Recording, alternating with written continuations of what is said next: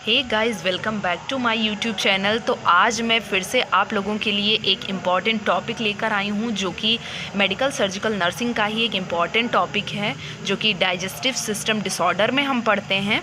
वो हमारी एक कंडीशन है hemorrhoids.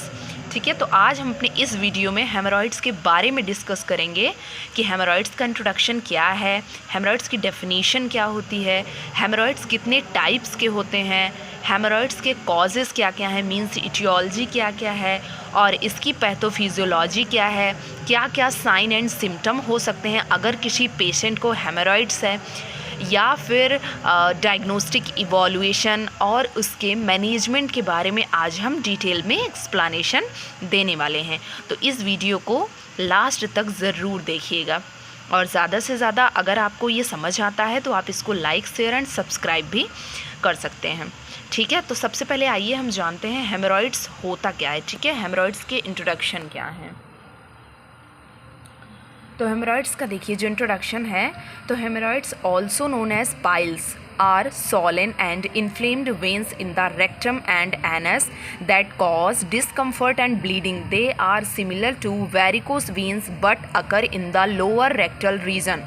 Hemorrhoids can be internal inside the rectum or external under the skin around the anus. ठीक है, देखिए बिल्कुल सिंपल लैंग्वेज में है। ठीक है, मैं आप लोगों को समझाती हूँ, बहुत अच्छे से समझ में आएगा। Haemorrhoids also known as piles, haemorrhoids को ही हम क्या आमतौर पर जो लोग होते हैं वो क्या है, मेनली पाइल्स बोलते हैं सब। ठीक है, तो हेमोरॉइड्स ही हमारा पाइल्स होता है। हेमोरॉइड्स को हम अदर नेम से अगर जाने तो वो पाइल्स के नाम से जानते हैं। आर सोलेन जो हेमोरॉइड्स है उसी को हम पाइल्स के नाम से जानते हैं। ये जो रेक्टम और एनस में की वेंस जो होती हैं वो स्वेल और इन्फ्लेम्ड हो जाती हैं। ठीक है, और ये क्या कॉज करता है, जब इन्फ्लेम्ड हो जाती हैं और स्वेल हो जाती हैं जो रेक्टम और एनस की जो वेंस होती हैं, फिर ये डिस्कम्फर्ट और ब्लीडिंग कॉज करते हैं। अगर देखा जाए तो ये सिमिलर है जैसे कि वेरिकोज वेन होता है। उसमें क्या होते हैं, जो वेरिकोज वेंस होती हैं हमारी, उसमें भी क्या होती हैं, वेंस जो होती हैं वो भी स्वेल हो जाती हैं और इन्फ्लेम्ड हो जाती हैं ना।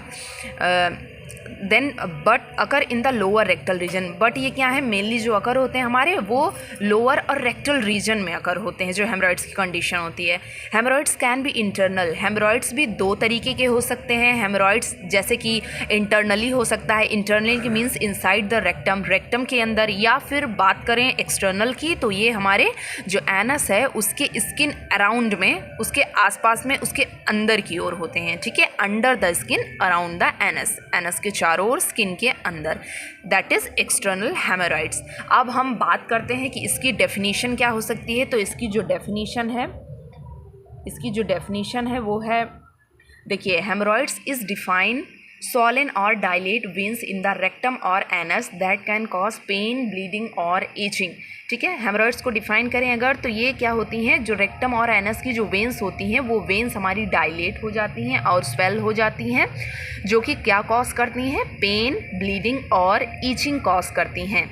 एक सिंपल लैंग्वेज में अगर हम बात करें तो जो हमारा हेमोरॉइड्स होता है, हेमोरॉइड्स को ही हम पाइल्स बोलते हैं। ये जो हमारे लोअर रेक्टल रीजन होता है मेनली उनमें अकर होता है, और ये जब अकर होता है तो वहाँ की जो वेंस होती हैं वो स्वेल डायलेट हो जाती हैं, जिनकी वजह से हमें डिस्कम्फर्ट फील होता है। ठीक है, पेन देखने को मिलता है और सम टाइम ये ब्लीडिंग भी कॉज करता है। ठीक है, नेक्स्ट हम बात करते हैं कि क्लासिफिकेशंस क्या क्या हैं, क्या क्या टाइप्स हो सकते हैं हेमोरॉइड्स के। तो फर्स्ट हमारा है internal hemorrhoids, second one is external hemorrhoids and third one is mixed hemorrhoids. तो पहले बात करें इंटरनल हेमोरॉइड्स की। इंटरनल का मतलब आप लोग नाम से ही समझ सकते हैं, इंटरनल का मतलब अंदर की ओर। ठीक है, लोकेटेड इनसाइड द रेक्टम, ये इंटरनल हेमोरॉइड्स कहाँ कॉज होता है, तो रेक्टम के इनसाइड, अंदर की ओर। ठीक है, यूजुअली ये क्या होता है, पेनलेस होता है, इसमें ज़्यादा पेन नहीं होता है, बट ये क्या करता है, ब्लीडिंग कंटिन्यूअस करता है। ठीक है, ब्लीडिंग कॉज करता है। कैन प्रोलैप्स, और अगर सम टाइम देखें हम तो प्रोलैप्स भी हो सकता है, मींस एनस के अंदर की जो मसल्स हैं, जो एरिया है, वहाँ पर अगर कुछ ऐसा देखने को मिलता है, इंटरनल हेमोरॉइड्स कॉज होता है, तो उनमें क्या है, वहाँ की जो मसल्स हैं वो सम टाइम वहाँ से प्रोलैप्स भी हो सकती हैं। प्रोलैप्स का मतलब एक ईजी लैंग्वेज में, प्रोलैप्स का मतलब है बाहर आ जाना, आउटर में आ जाना, जो चीज़ें अंदर हैं वो आउटर आ जाएं। ठीक है, तो come out of the anus in severe cases. अगर सीवियर केसेस का हेमरॉइड्स है तो उनमें भी कम सम टाइम हमें प्रोलैप्स के चांसेस मिलते हैं, ठीक है। सेकंड है एक्सटर्नल हेमरॉइड। एक्सटर्नल का मतलब भी नाम से समझ में आ रहा है, एक्सटर्नल का मतलब आउटसाइड, बाहर की ओर। Located under the skin around the anus, ठीक है। ये कहाँ लोकेट होते हैं? स्किन के अंडर में बट एनस के चारों ओर, ठीक है। ये पेनफुल हो सकते हैं, ईची हो सकते हैं, या फिर सम टाइम देखें इनमें तो ये ब्लड क्लॉट की तरह ही फॉर्म हो जाते हैं, ठीक है। That is external haemorrhoids. And third one is mixed haemorrhoids. Mixed haemorrhoids में क्या है? तो एक combination of internal and external haemorrhoids. ये हमारा एक कॉम्बिनेशन होता है जिसमें हमारे दोनों कंडीशन देखने को मिल सकती है, ठीक है। उस पेशेंट को इंटरनल भी होगा और एक्सटर्नल हेमरॉइड्स की कंडीशन भी होगी। आई थिंक ये बहुत ज़्यादा ईजी है। अगर आप लोग इसको केयरफुली समझने की कोशिश करेंगे तो आप लोगों को ज़रूर समझ में आएगा, ठीक है। आई होप कि क्लासिफिकेशन आप लोगों को क्लियर हो गया होगा। तो अब हम आगे मूव करते हैं। ईटियोलॉजी क्या हो सकती है, ठीक है। क्या कॉजेज़ हैं जिनकी वजह से हमारा हेमरॉइड्स जो होता है वो कॉज होता है। तो फर्स्ट देखिए हमारा है इंक्रीज्ड इंट्रा एब्डोमिनल प्रेशर। अगर इंट्रा एब्डोमिनल प्रेशर हमारा इंक्रीज हो जाए, जैसे कि क्रोनिक कॉन्स्टिपेशन होता है। क्रोनिक कॉन्स्टिपेशन में क्या होता है? जब भी हम वॉशरूम जाते हैं बहुत स्ट्रेनिंग होती है, खिंचाव होता है, ठीक है, पेन होता है। देन हमें हार्ड स्टूल पास करते हैं। प्रोलॉन्ग्ड सिटिंग ऑन टॉयलेट, ठीक है। अभी जैसे कि हमें अर्ज होती है कि हमें वॉशरूम जाना चाहिए, बट उस टाइम पे हम जाते हैं और एक लॉन्ग टाइम तक हम टॉयलेट में बैठे हैं, ज़बरदस्ती हम प्रेशर लगाते हैं।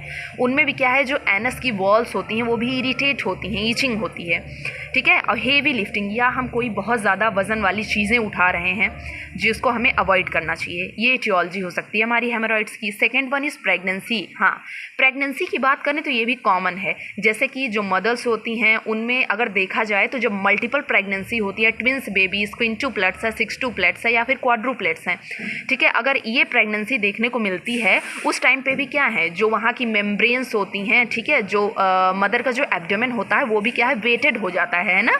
तो प्रेशर पड़ता है हमारे यूट्रस पे और हार्मोनल इम्बैलेंस भी होते हैं उस टाइम पे। तो ये भी एक इटियोलॉजी हो सकती है हेमरॉइड्स की। Third one is dietary factor. अगर बात करें डाइटरी फैक्टर्स की तो जैसे हम लो फाइबर डाइट या इनएडिक्वेट अगर फ्लूइड इनटेक कर रहे हैं तो उस टाइम पे हमें हेमरॉइड्स की कंडीशन देखने को मिल सकती है, ठीक है। लाइफस्टाइल की बात करें तो सीडेंट्री लाइफस्टाइल। सीडेंट्री का मतलब होता है कि एक प्रोलॉन्ग टाइम तक बैठना, जैसे कि अभी हम कुछ भी काम नहीं कर रहे हैं, लॉन्ग टाइम तक हमें क्या है, सिटिंग में ही रहना है, कोई एक्सरसाइज नहीं कर रहे हैं, उनकी वजह से भी ये हेमरॉइड्स हमें देखने को मिलता है। या बहुत ज़्यादा ओबीस पेशेंट में देखें तो मेनली एक कंडीशन हमें देखने को मिलती है। तो जेनेटिक या फिर वेस्कुलर फैक्टर, इनमें क्या है, जो हेरिडेटरी प्रीडिस्पोजिशन हो सकते हैं, जो हेरिडेटरी ही हो सकते हैं, ये इनमें जो वेन्स होती हैं वो क्या है, समटाइम हमें जीन से ही देखने को मिलती है। मीन्स ये हेरिडिटरी होता है। अगर कभी भी किसी फैमिली मेम्बर को प्रीवियस हिस्ट्री में है तो ये नेक्स्ट जनरेशन में हमें देखने को मिल सकता है, ठीक है। एजिंग की अगर बात करें तो एजिंग में हम देखें तो weakening of supporting tissue around rectal veins. जिस तरीके से हमारी एज जो है वो बढ़ती जाती है तो वहाँ के जो रेक्टल वेन्स के अराउंड के जो टिश्यूज़ होते हैं, ठीक है, वो बहुत ज़्यादा वीक हो जाते हैं, जो हमारा सपोर्ट करते हैं। आई होप कि इटियोलॉजी भी अब आपकी क्लियर हो गई होगी। अब हम आगे बढ़ते हैं जो कि हमारा पैथोफिजियोलॉजी। तो ये चीज़ें कैसे कॉज हो रही हैं, तो देखिए कॉन्स्टिपेशन, स्ट्रेनिंग या प्रेगनेंसी, ओबेसिटी, कोई भी इटियोलॉजिकल फैक्टर हो सकता है जिनकी वजह से रेक्टल वेन्स में प्रेशर पड़ेगा। जब हमारे रेक्टल वेन्स में प्रेशर जाएगा तो वहाँ की जो वेन्स हैं वो स्वेल और डायलेट हो जाएंगी। जब वो स्वेल और डायलेट हो जाएंगी तो जो वीनस है उनमें कंजेशन होना स्टार्ट हो जाएगा। जो वीनस ब्लड है हमारा वो स्टॉप हो जाएंगे, ब्लॉक्ड हो जाएंगे, कंजेशन हो जाएगा।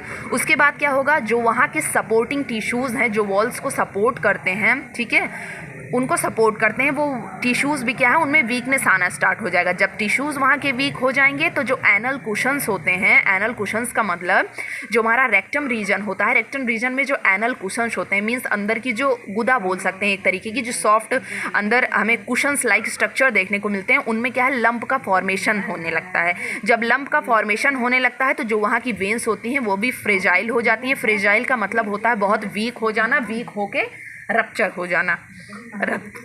रप्चर के बाद वो क्या होगा, उनमें ब्लीडिंग, पेन और ईचिंग कॉज होगी, जिनकी वजह से हमें हेमरॉइड्स की कंडीशन देखने को मिल सकती है। आई होप कि पैथोफिजियोलॉजी भी आप लोगों को क्लियर हो गई होगी। अब हम आगे बढ़ते हैं अपने क्लिनिकल मैनिफेस्टेशन पे। ठीक है, क्लिनिकल मैनिफेस्टेशन पे। तो क्लिनिकल मैनिफेस्टेशन भी हमारा हो सकता है कि हमें पेन होगा, इचिंग होगी या ब्लीडिंग होगी। उसके बाद हम देख सकते